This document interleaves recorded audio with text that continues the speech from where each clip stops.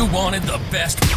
You've got the best podcast. The hottest podcast in the world. The Chris Voss Show, the preeminent podcast with guests so smart you may experience serious brain bleed. The CEOs, authors, thought leaders, visionaries, and motivators.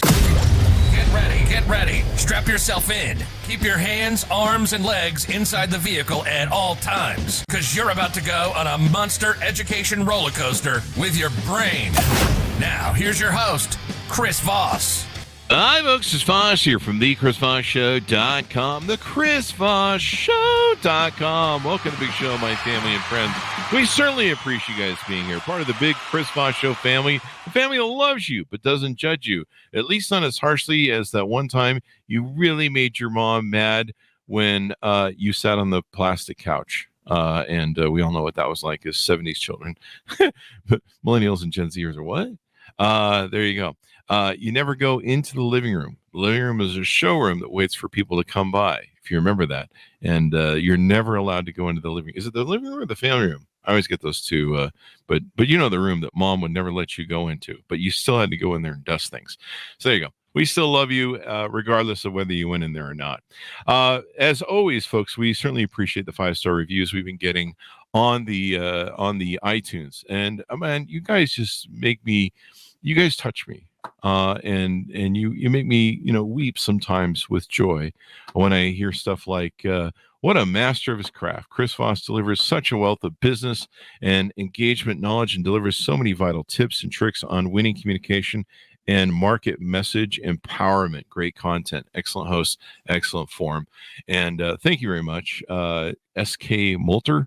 Some of the names that are on here are kind of interesting. I never know who it is, but I really appreciate it. So if you get a chance, go give us a 5-star review. Support the show, because supporting the show helps more people see it, hear it, and get involved. And in doing so, we can bring you more of the show. Unless you want less of the show, then don't leave a 5-star review and we'll just do less. I mean, I got better things to do. I'm just kidding.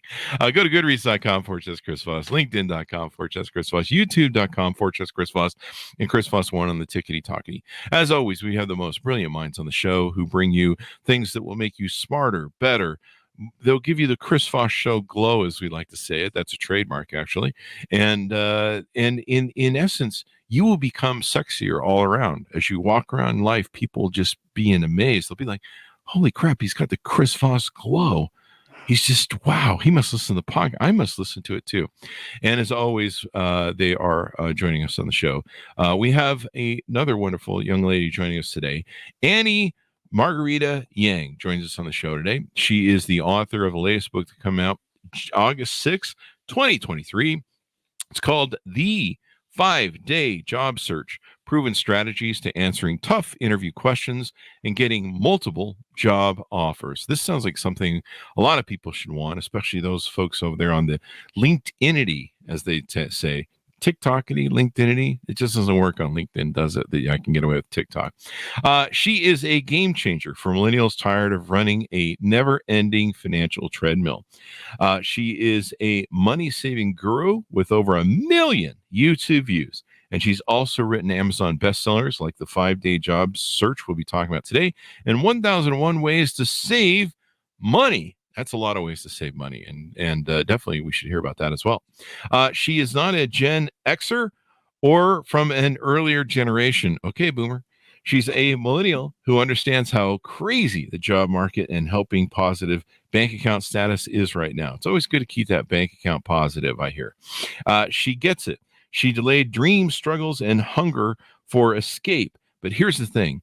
She doesn't just talk the talk, she walks it. And that's why we're excited to have her on the show. Some of the systems she's been created to make financial freedom feel more like an achievable goal than an unrealistic dream. So if you're a millennial, or probably a Gen Zer maybe, overwhelmed by your student loan debt, finding a perfect job, or how you'll pay all your bills, her latest book is all the tips you're going to need. And if you're Gen Z, you'll want to avoid crushing debt in the first place. I think some of them are already kind of in the college thing, so they might have signed up for it. But the more you can avoid, the better. Welcome to the show, Annie. How are you? Hey, Chris. Thank you so much for having me on your show today. I'm so excited to be here today to share insights from the 5-day job search. Just wanted to put this in here. If people watch until the very end, they'll learn how to get 10% off a signed paperback copy. Ah, there you go. I love autographed copies of books. They're more personal to me. And more valuable, I think. If anybody ever sold one of my books that I'd personally autographed for them to them personally, I'd be like kind of offended because I'm like, that was for you, man. But whatever, dude. I see it's on eBay. So Annie, give us your .coms. Where can people find you on the interwebs? The main place where they can find me is on AnnieYangFinancial.com. Mm-hmm. My largest social media right now is YouTube. They can just search for Annie Margarita Yang. And I'm also growing my TikTok. Just started yesterday, literally. So they can find me on TikTok with the username Annie Yang Financial. There you go. Well, you should do well on there. The TikTok is great for the young kids, and YouTube is as well. The young kids just really love both those formats. So give us a 30,000 overview of what's inside the 5-day job search. The 5-day job search is basically a misnomer. I know people like instant gratification. They want something quick, easy, and they think there's some sort of secret to landing a job in only 5 days. So that's why I got this catchy title here. But actually, if they read the introduction, they're going to find out that to land a job in 5 days, you have to become the kind of person that's worthy of landing one in 5 days. So it's really, if you love personal development, self-improvement, that's all in here. Mm-hmm. This tells me this sounds like what my dates tell me on Tinder, that I need to be more worthy of love, of any love. But my mom also tells me that too. I need to be worthy of love, and that someone she'll get around to it. I'm just kidding. She's wonderful. So thanks, Matthew Fulton, for calling in. Thank you for sharing your book with us, Annie. Appreciate the comments there, bud. So what motivated you want to write this book? I know it seems obvious, and I may have alluded to it in the biography, but people like to hear it from your words. What motivated you to write this book? Actually, it's not obvious. I didn't want to write the book at all. I wasn't interested. Writing a book is a huge endeavor. I'm not interested in writing a second book. I already wrote one. One, damn it. What more do you want from me, people? Yeah, but I honestly, I think I have some psychic ability. I can hear voices in my head. I'm not schizophrenic. I'm mentally sane completely. All right. I'm a very smart young lady. I'm just very intuitive. And one day when I was trying to go to sleep at night at 1 a.m., I just heard 10 voices in my head going off. You got to write this next book. I don't want to write it. And on for like an hour. I'm just like, leave me alone. I want to sleep. But then just kept saying, you got to put this in the book and that in the book. And I said, come back in the morning. All right. I got to sleep. I have work tomorrow. And they wouldn't stop. They just said, no, you won't listen to us in the morning. You got to write this down now. So I got up, I started writing everything down, slept at 4 a.m. Next day, the same thing. And I thought, this is insane. Or you're going insane. One of the Yeah, it went on for 10 days. What I did was I dictated everything that I heard into my iPhone for the next 10 days. Oh, and then I just transcribed it into a manuscript. That became the book. Wow. That's one way to do it. Yeah, I wrote it in 10 days. I tried doing that with the voices in my head, but the manuscript just said kill, kill, kill, kill, kill. So, but evidently I have a few personalities, as most of my listeners know. So there's that. Yeah. And it says it in that voice that goes, go, go, go, go. You know, that sort of thing. I don't know. I can't do the voice. So there's a great tips that are there. Tell us a little bit about your origin story, how you grew up. I believe you're a millennial, as you've cited in your bio. Yeah. How did that shape you and kind of shape the book as well, I suppose, as you went through this journey of your life? Well, I'm 28 now. I graduated high school 10 years ago, back in 2013. I'm from working class Chinese immigrant family. So I'm the first generation here. My parents don't have a lot of money. And during my senior year in high school, everyone in my school was applying to go to college. 99% of people from my school got into college. I'm the 1%, well, not even 1%, 0.1% that didn't get in. Not because I'm not capable or qualified, but because I didn't even apply. I was the only student in the whole school that didn't even apply to go to college. Because it didn't make sense to go without already knowing what I want to do with my life. Because I'm a straight A student. my whole life, all I've known is school. And I'm like, why go in circles? I see people after they graduate college, they realize, oh, I actually don't like accounting, or I actually don't like psychology, but I've spent $100,000 on this degree. I have to do something with it. Yeah. And I didn't want to do that. I wanted to avoid that, especially because my parents didn't have money. So There you go. that's where I come from, basically. And I saw that a lot in life. I went through the same thing when I was 18. I had a Pell Grant. My parents were poor. I had a Pell Grant to go to University of Utah, and I started my first company. And I thought, well, this company thing seems to be working out. I'm going to go do the run for that. But I knew a lot of people, that were going to college, and they're changing their major every week, Yeah, you're like, how's that psychology thing working out for you? And they're like, I'm doing a construction major. And, then next week they're like you're like, what do you want? What do you want to know?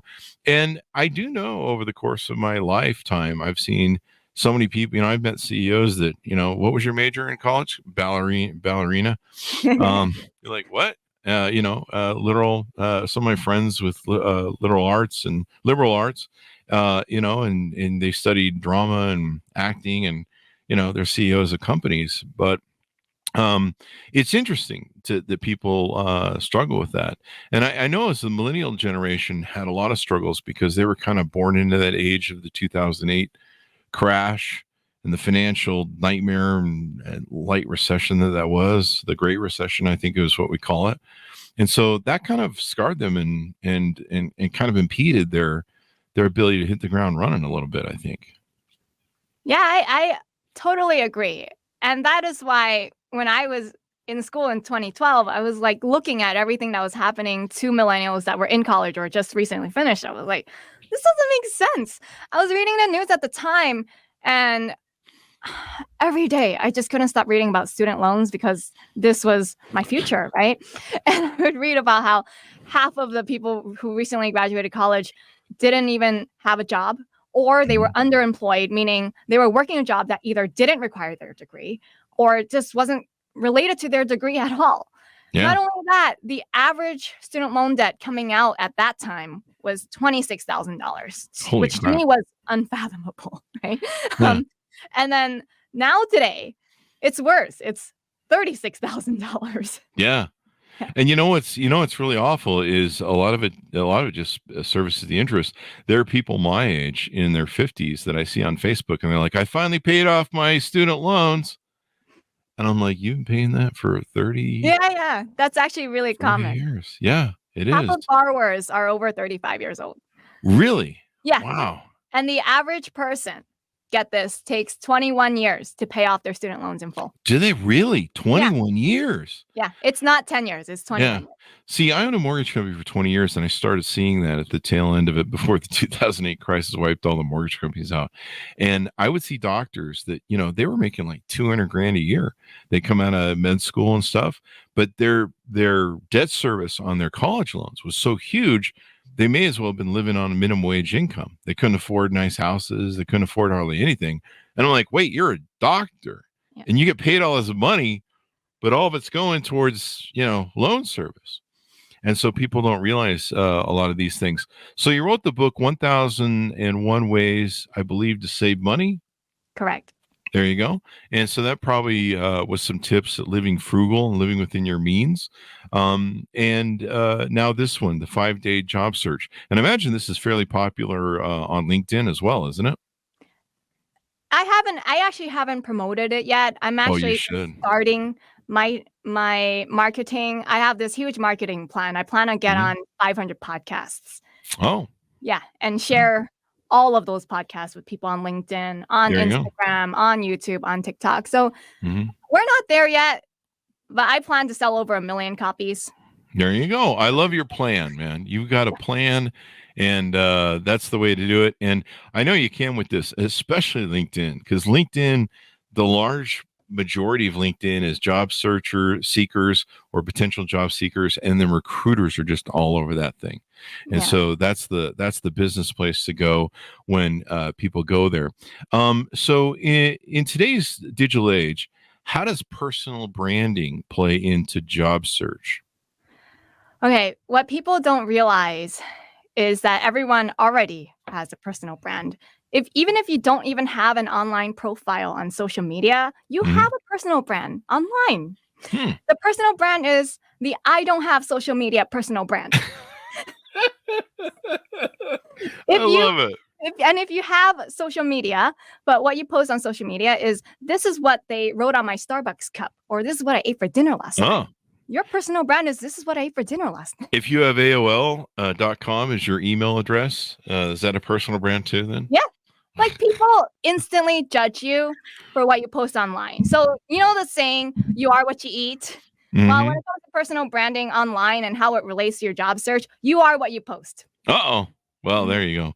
And it's really true. We've talked about this on the show before. In fact, I think we had a little bit of a debate on a show recently. And I was talking about what you're talking about, how now everyone's pretty much a personal brand, especially online. When you put your little shilling out there and you're like, I'm XYZ, you're building a personal brand. And, I've had people on like yourself that have talked about it on LinkedIn. You need to manage your personal brand. If you're putting up a lot of stupid stuff on LinkedIn while you're searching for a job, like, I don't know, idiot memes or maybe some political stuff, job searchers, job recruiters are going to see that and go, yeah, not this guy. We can see right through him. We know exactly what he's about. He's the one that's going to be in HR every 5 minutes. There you go. And you'll never know it.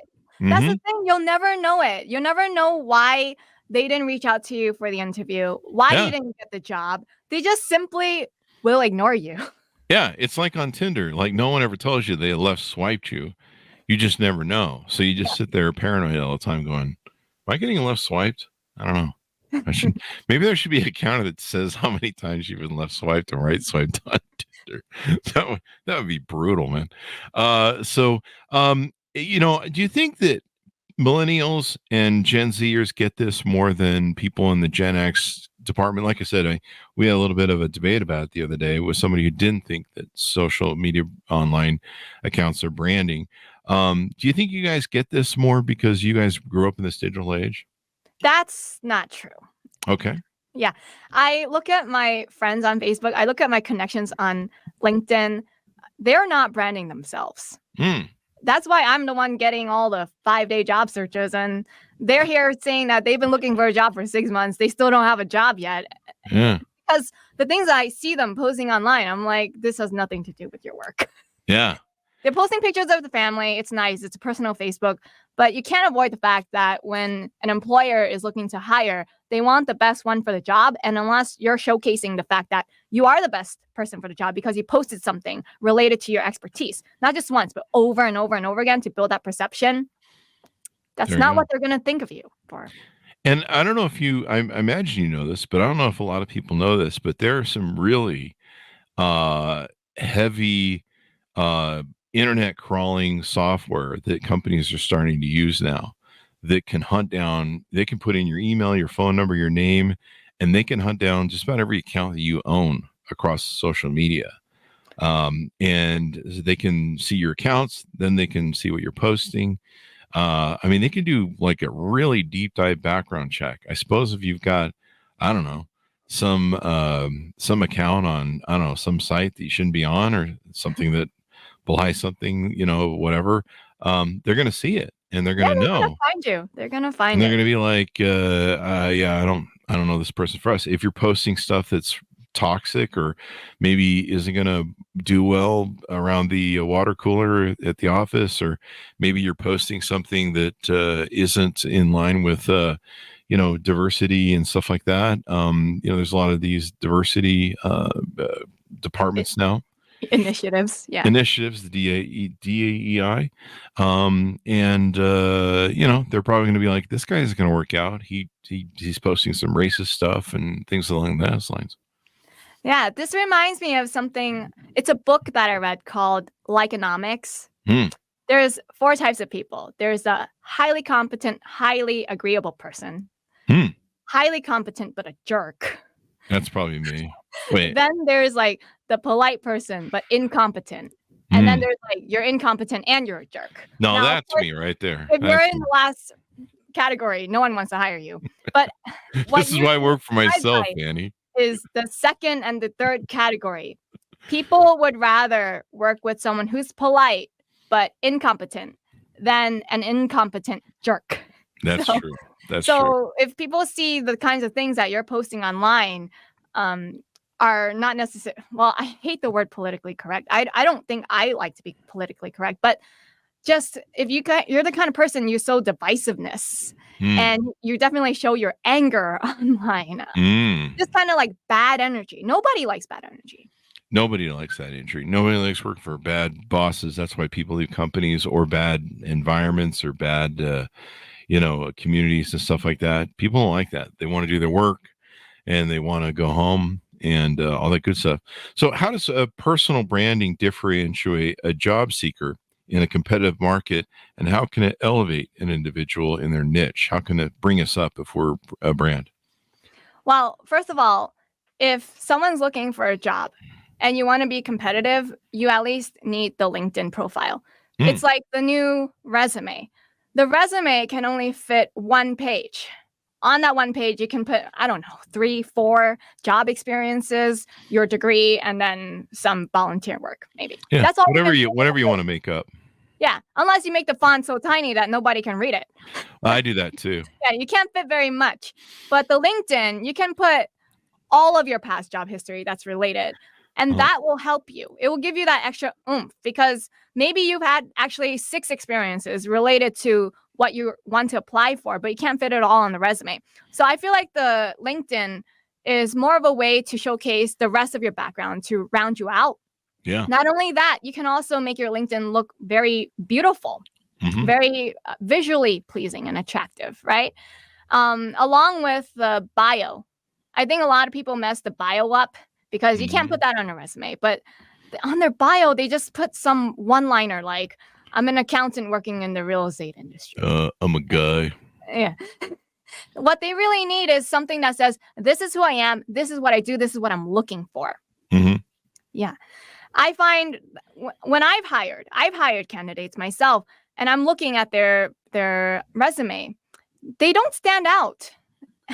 At first I wanted to spend at least a minute on each resume because I read that the average recruiter spends only 6 to 10 seconds looking at a resume. And I thought, I want to be a bit more, considerate of people. I want to actually read the resume.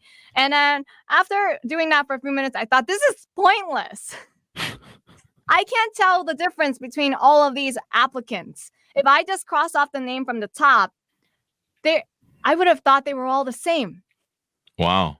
I couldn't tell who to give the interview to. So I feel like the LinkedIn, if you actually have a LinkedIn URL at the top of your resume that people can go to and check out, they can see more and see how you're different. It allows for more flexibility, basically. So for someone starting out for a job or launching their own venture, you think that LinkedIn is probably one of the most important places they should be initially? Especially for a job or venture. For venture, in terms of the venture, I think it's not necessarily about getting clients through LinkedIn, but the networking and meeting the right people who you do want to work with, who can help you. Yeah. And I don't think a lot of people know how much background checking goes into there. When we pick people to come on the show, when I look at people to network with, or, I get outreach on an email and some sort of offer or PR thing, or, someone wants to talk to me about something, I check with LinkedIn, and I'll check with social media too. I don't have the sophisticated things that hunts down everyone's emails and websites and accounts. But, people have to realize it's out there. Like, people are still pretty oblivious, do you find, at not realizing that there's so much of their online footprint that people can find stuff, I mean, people always find my OnlyFans account. There's not one, people. Yeah, I actually was so embarrassed by this because I did an audit of my own online footprint. I started using the internet when I was in 5th grade, using this username called Annie Love Pie, which I don't like to admit to people because it's like very cute. Pie is good though. Doesn't sound professional though. That's true. So 4 years ago, I Googled Annie Love Pie. I also Googled my full name, Annie Yang. And Annie Margarita Yang. And I found things on there. I was like, oh, this is really embarrassing because when I was a teenager, I liked to answer questions on Yahoo Answers. And someone had asked, why does it feel so good to stay under like warm, cozy blankets? Uh-huh. And I answered that question, and I don't remember what my answer was, but it was really embarrassing. And I thought, wow, if somebody searched me, I'd be really embarrassed. Yeah, and see, you guys, the millennials, are the first generation to grow up like that with a footprint. Us as Gen Xers, we did a lot of stupid stuff, and sometimes we weren't the best people, but none of it's recorded anywhere because there was no internet. Like, we never, when the time when the cop had to talk to us about throwing the football on the street and it hit a car, that sort of stuff or something, and there's no record of that anywhere. It's just like lost in the times and memories of people. But you guys are the first generations to do that. And then Gen Z as well, where, you guys literally have a footprint from the beginning of life. Like if your parents were really loose on social media, there's probably half naked pictures of you as a baby on Facebook or something. Hey, there's our cute new baby. Yeah. And you're just like, do you really want to have that all hanging out when he finds that photo when he's 20? Or his boss at work finds that's why the lawsuits have started. People have turned 18 and have had their parents share their entire life on social media. Oh my gosh. They're now suing their parents. Are they really suing their parents? Yeah, they're suing their parents because it's an invasion of their privacy, and they didn't give their parents permission to do that. Wow. Yeah. Wow. This is what the millionth reasons why I didn't have kids. But this is interesting. And it's something, as you point out, people need to think about and be aware of. And I imagine you've got to do a little bit of background cleaning once you do this sort of digital analysis, archiving of what's in your history, right? Yeah. The first thing that I did was once I found something that I didn't like, I deleted that account. Mm-hmm. So I deleted my Yahoo account. Yeah. I had a whole bunch of websites that I made usernames for, like a login for, that I didn't even remember I made a login for. I was like, when did I sign up for this? But apparently I did. Yeah. So I had to reset password, and thank God it, came to my email. And I reset the password, then I closed the account immediately. Some of them I couldn't access, so I had to just email customer support and say, this is mine. Here's my ID, please delete it. I don't want it showing on Google anymore. There you go. I had to do that with all of my OnlyFans accounts. And the thing is, there's that Wayback Machine company that scours the internet, is supposed to scrape everything. So it's supposed to, but it doesn't actually scrape everything. It's not like it scrapes every day. Yeah. It scrapes at a certain frequency, so it's still okay. Oh, does it? There you go. Oh, that's important. So people need to know this stuff. How important is it when people are building their brand to build some sort of consistency? I look at people like yourself on your LinkedIn, you're talking about the same subject and you're showing that you're a professional in it. You're showing that you're knowledgeable in it. You're kind of building your brand around that. What are some common missteps people do, and how important is it to be consistent and not be like all over the place? Like you look like you're crazy. Well, it's really important to be consistent because let's take this concept in advertising. They keep shoving the same commercial in front of your face over and over and over again until it gets seeded into your subconscious mind. I keep getting fed the Liberty Mutual advertisement. They keep going like liberty, liberty, liberty, liberty. I've heard that one, I think 100 times. I get it, right? Yeah. So you have to apply like the same concept to your personal brand. Think of yourself as a company. So I see people, they're not even using the same name across all of their profiles. So for example, I was on a podcast show the other day. She introduced to me her name as Nick in her message. Then I click on her podcast show. I click on her LinkedIn. Her name's Nicolette. Oh. Then I get on the show and I ask her, hey, should I call you Nick or should I call you Nicolette? And she goes, you could call me Nick or Nicolette or Nicole, whatever you want, whichever one makes you comfortable. And I thought, oh my gosh, she can't even get her own name right. What do you want me to call you? You can't even decide on that. Yeah. This is surprisingly more common than you think. The fact that people can't even get their name consistent on social media. Like I had someone come to me, her name was like Marina, and she had a middle name here, no middle name on another profile, and then just first name, last initial on another one. Then there's someone else came to me and he told me like he thought his name on LinkedIn had to be his full legal name. So it's like Constantine. But then he explains to me, because he's trying to get coaching from me, nobody in my life has ever called me Constantine. That's the name on my ID. Oh, wow. And so therefore, that's the name on his LinkedIn profile.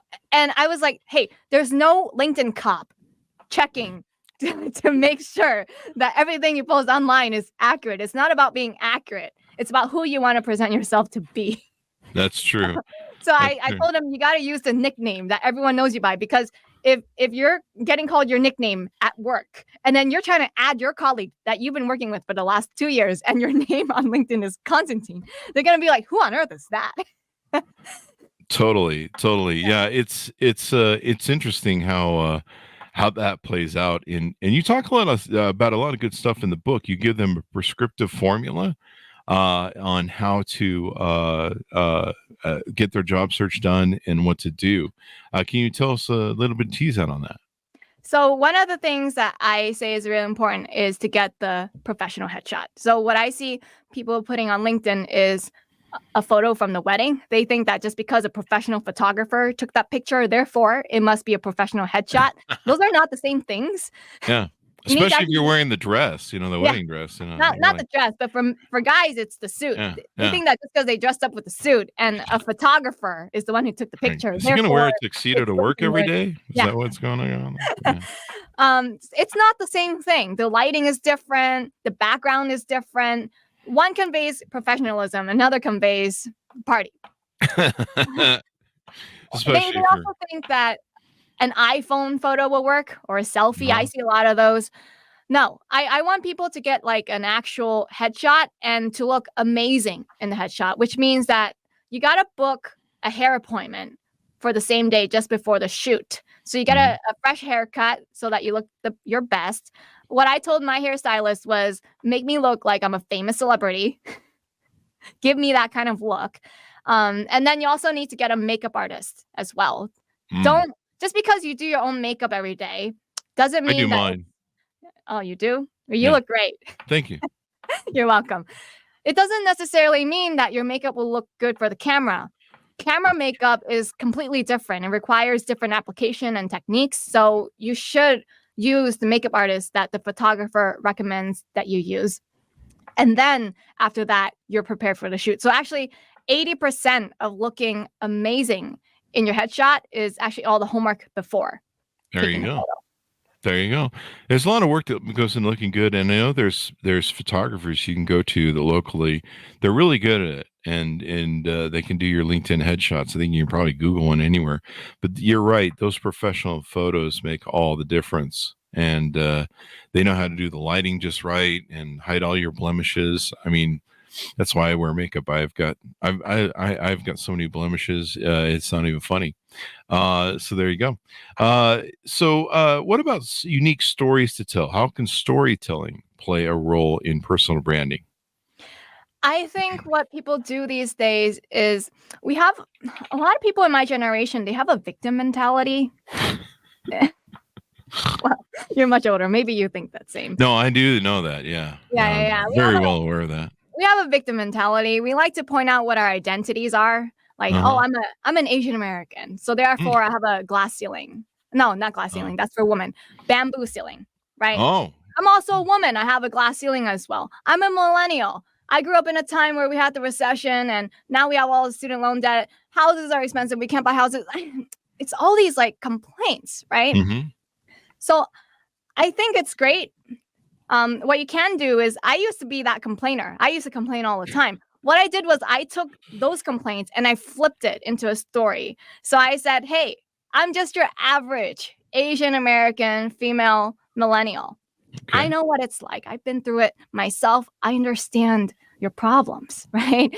Mm-hmm. So then I can turn that into a story. So one of the things that I did was, like, even for job interviews, I used to work at Domino's Pizza. I would like proudly talk about my time at Domino's Pizza at my job interview and all the wonderful things that I learned there. So for example, when I first worked there, I would complain about coming home smelling like pizza, wasn't allowed to have my hair down. They always made me tie it up in a ponytail, which I hated. Yeah. I had to wear a uniform all the time, and I had to be on my feet all day.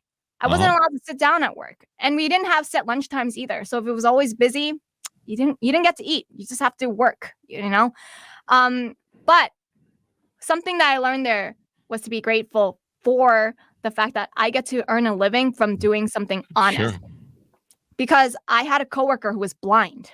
Oh, wow. Yeah.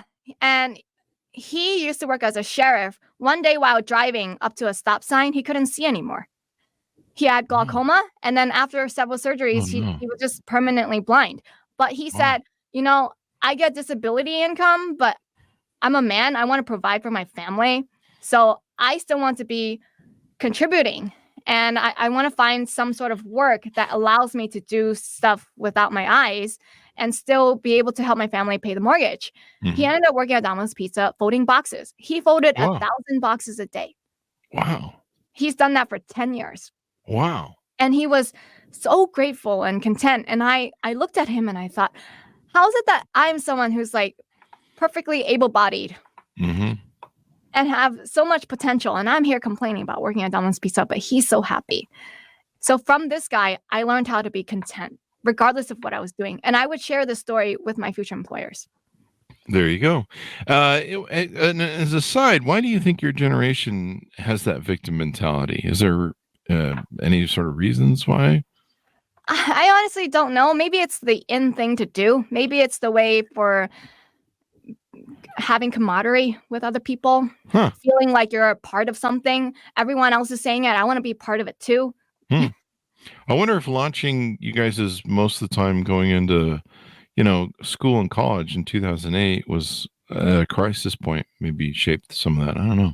There's a participation trophy. I don't want to use that as the reason though, because previous generations had a lot to deal with as well. They had their own problems. Previous generations had to be drafted into the war. Yeah. For Christ's sake. That's something to be, that's something to complain about, especially if you didn't make it. Regardless of the time you live in, if you have the right mindset and you follow the right advice, you can still end up doing well. There you go. One thing in your book that, I've interviewed lots of people, hundreds of people throughout my owning companies and working for other companies. And one thing you talk in your book is how to enhance your interviewing skills, how to ask the right questions, and positioning yourself as a leading candidate. That's a real skill a lot of people really need to work on, because a lot of people suck at being interviewed. They're really bad at it. Yeah, people... Let me tell you what is a pet peeve of mine.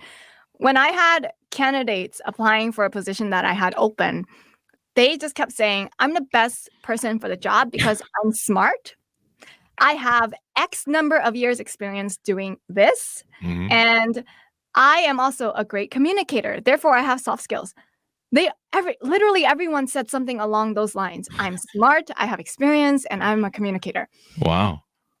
Yeah, it's a pet peeve of mine. They don't understand that job interviewing, trying to even land the interview to begin with, is all about thinking what the employer wants. Yeah. So really, it's a sales skill. And people never actually sit down to study sales. Like, go to the library and pick up sales books. What can you learn from that? Because if you're actually able to think from the perspective of the employer, then the employer is like, oh, this person actually understands what my problem is and is able to help me with a problem.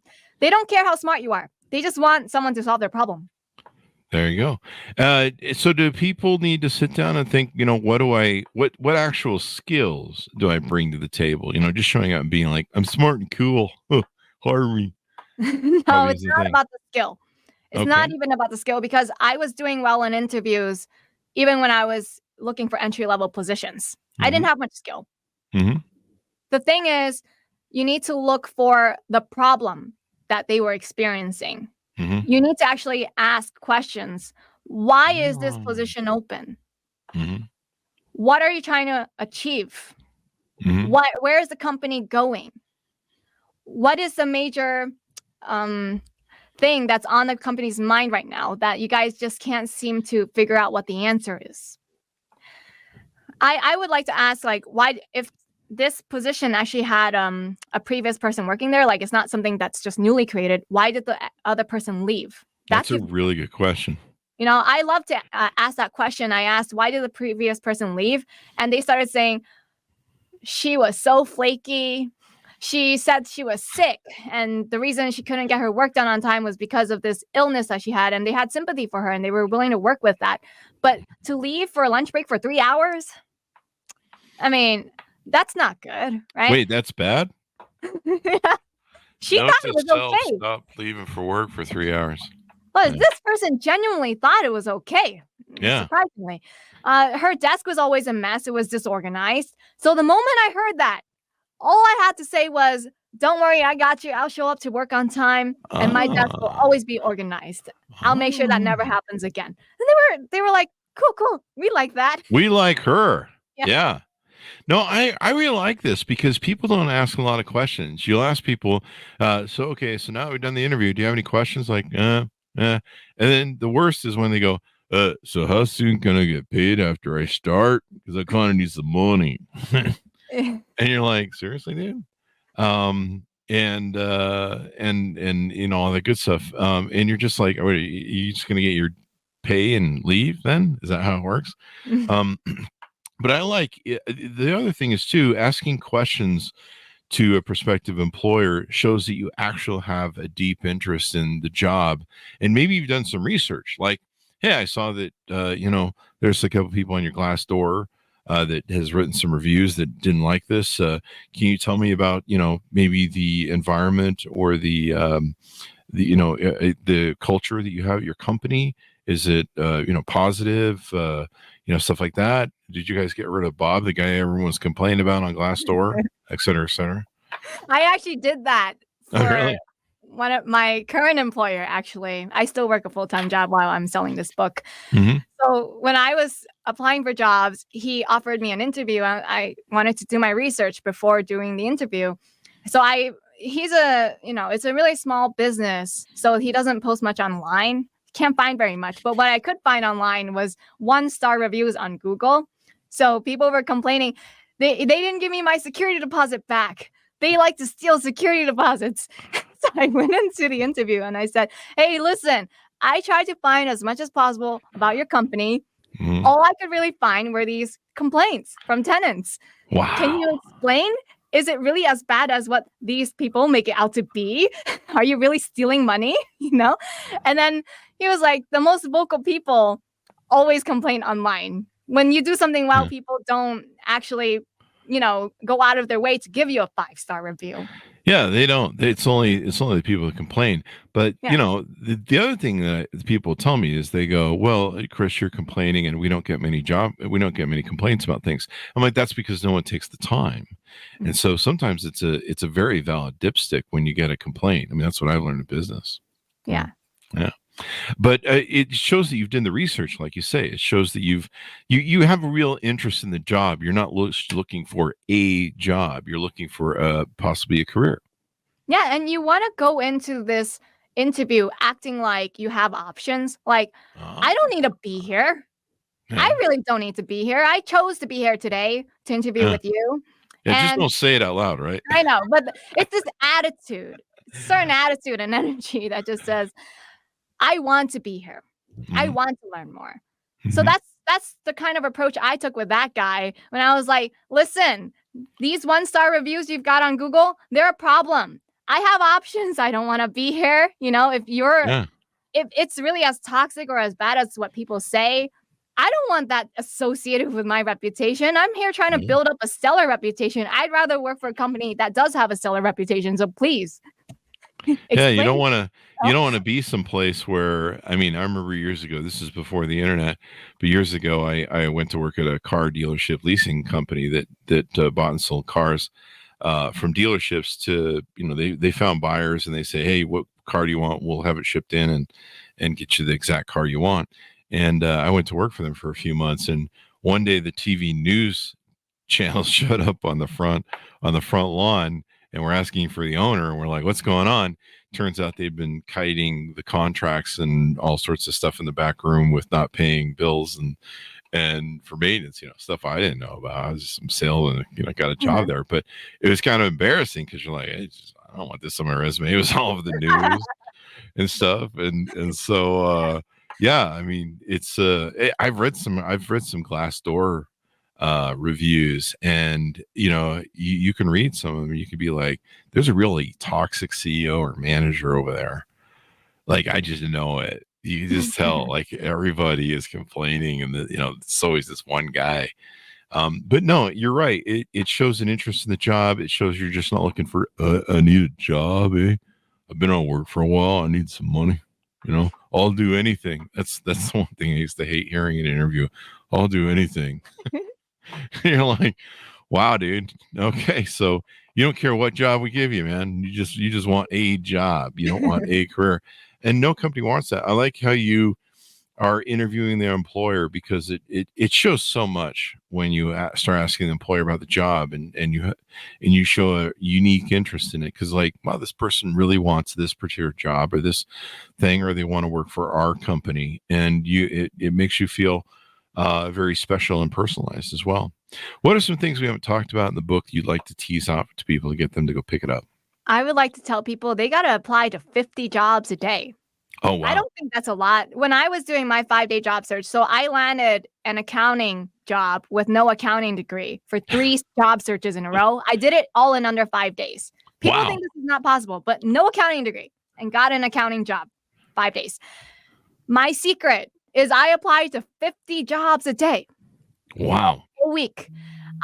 My plan was to keep applying to 50 jobs a day until I actually got an offer in hand. So even if I was scheduled to do interviews, even if I already did the interview, I'm still applying to 50 jobs a day. Wow. It's not about how many people say yes to me. In the end, my thought process is I only need one person to offer me something. That was my mindset. I don't care how many people say no to me or completely ignore me, ghost me. I only need one. And I think that's the sales mindset. I think a lot of people, they if they apply to 50 jobs a day and they don't hear back, they start getting upset. They think they're rejected. Yeah.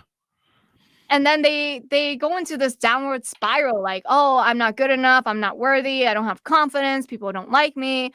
So many other people are more qualified than me. And it's none of that stuff. They create all this mind drama. They do. And, I still see that sometimes, where I'll see young people that will be like, how's the job search going on? Oh, I sent out a couple resumes. I'm like, a couple? A couple means 2, right? Like 2? Like, and there used to be a time before the internet that might work, because you when you put up a job, you may get some calls in the newspaper or something. But now you put up a job on the internet, and you can get like 50,000 resumes overloading your email, and you're just like, oh my gosh, how do we process this? And and people don't realize it is a numbers game. Like you say, it's a sales game. The same thing applies to dating. If you want to find a diamond, you got to shovel a lot of coal, and you got to dig and dig and dig, and finding the right career, finding the right job, the one that really fits what you want to do. It's a numbers game nowadays. And something I want to share about what you just said right there is that actually in my book, I compare dating and job searching together. And I share the story of my friend. She's a woman. She's been single for 5 years. She's been telling me she wants to get a boyfriend who turns into a husband. And she came to visit me for 5 days. 5 days she was complaining on end about how she couldn't find a boyfriend. Nobody wanted her. And finally, I was just like, tell me the truth. How many dates did you go on in the last 12 months? She told me she went on 6. Wow. And I was like, you're telling me you went on a date every 2 months, like one date every 2? I said, you're not following the right approach. If I were in her shoes and I wanted to get like a husband, you know what I would do? I would line up 3 dates a week. Friday, Saturday, Sunday. I'd go on Tinder. I just swipe right for everybody. I don't care what they look like or anything. And women don't have to do much on Tinder. They just have to sit there and they get 400 messages a day. Yeah, I'll just swipe. Like, what was she doing? Like 150 over the course of a year. Yeah. I guarantee there's at least one guy in there who could be my husband out of 150. If not, then the problem is me, not not the guy. I've seen some of that in dating where people are overly picky and they think that shopping on Tinder and going through DMs is like going through the Sears catalog. And really, this is the one thing I've learned about dating is you've got to go on a date with people and see if you have that simpatico energy of connectionness. And if you don't, it doesn't matter whether they own cars or, whatever their asset profile is or whatever the thing is, or, maybe you go on a date with them and they smell bad. That seems to be my biggest complaint women have about me on dates. They're like, seriously, when was the last time you bathed? And I'm like, last week, damn it. So there's that. But yeah, you're right. Dating and jobs is a numbers game. A lot of stuff in life is really a numbers game. A lot of stuff is sales. You're constantly selling yourself. People don't realize, I've had people say to me, I don't like sales. I don't want to go into sales. I'll be like, why don't you go into commission sales? It's good money if you can succeed in it. I don't like selling myself. And it's like, no, you sell yourself all the time. You sell yourself to someone you date. You constantly sell a spouse. Why should you stay with me every day? You constantly sell your parents on, being nice to you and buying dinner. We're constantly selling the whole world on who we are. The car you buy sells your image and your branding and stuff. And like you have said, what you put online, put on your LinkedIn profile sells you. That's passive selling. There you go. That's passive selling. There you go. And so as we go out, because we could talk about your book forever, and you've got it jam-packed with so many great details people can see on Amazon and when they pick up the book, give us your final thoughts and pitch as we go out. You guys can land a job offer in 5 days because I have personally done it 3 times in a row, and now I get jobs thrown at me without me even applying for them. I got offered a CFO position a few months ago, which I turned down. I wasn't interested. But look, if I can do it, you can do it. I've made this whole prescriptive blueprint that anyone can follow. I didn't hold back. Like everything I learned over the last 10 years to get to where I was today, I included it in the book. The book is only $17.99. If you want to get a signed paperback copy with 10% off discount, you can go on AnnieYangFinancial.com using the coupon code VOSS10. That's spelled there you go. VOSS10. Mm-hmm. There you go. Well, we certainly appreciate that. And, invest in yourself, folks.